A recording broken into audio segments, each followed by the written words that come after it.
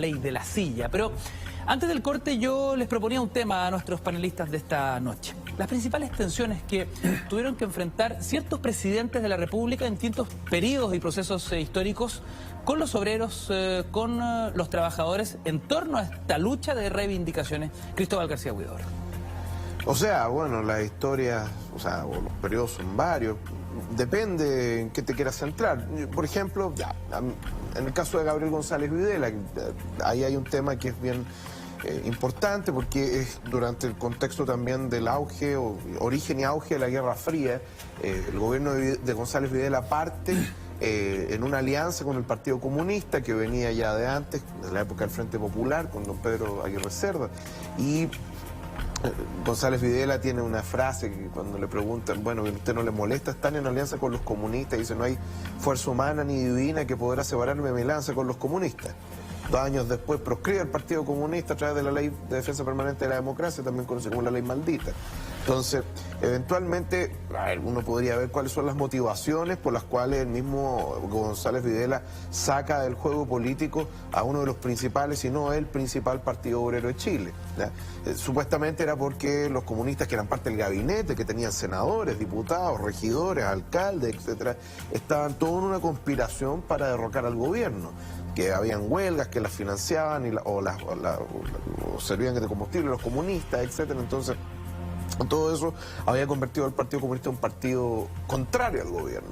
Pero al mismo tiempo también las tensiones de Gabriel González Videla con el mundo obrero venían también de sus guiños hacia los Estados Unidos, después de que la potencia vencedora, una de las potencias vencedoras después de la Segunda Guerra Mundial. La Unión Soviética también, pero nosotros estamos en la cuadra de los norteamericanos, entonces por lo tanto también las presiones norteamericanas son bastante fuertes sobre el gobierno.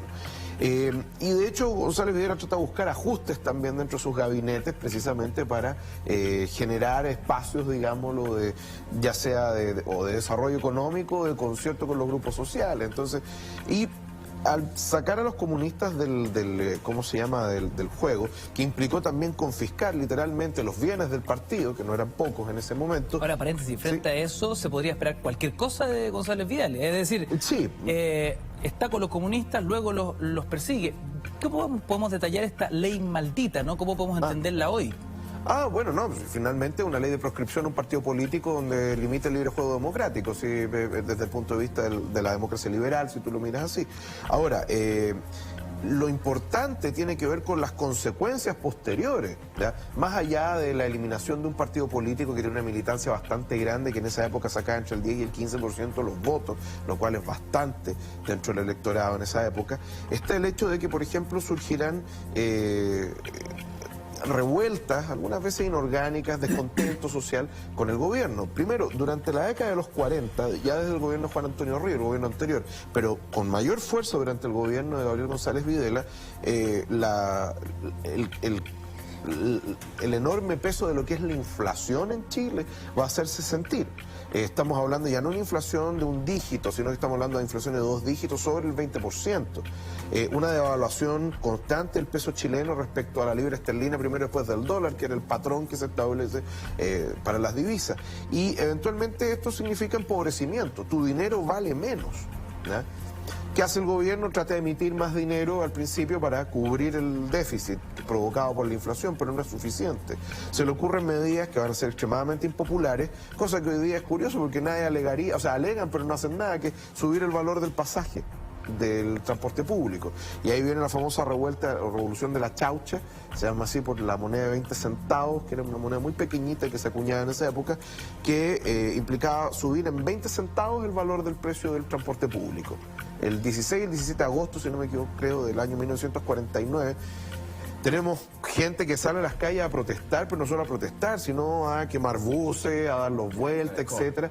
Y es un descontento enorme que ya venía alarmándose de antes, sumado al hecho de las condiciones económicas por las cuales pasaba el gobierno.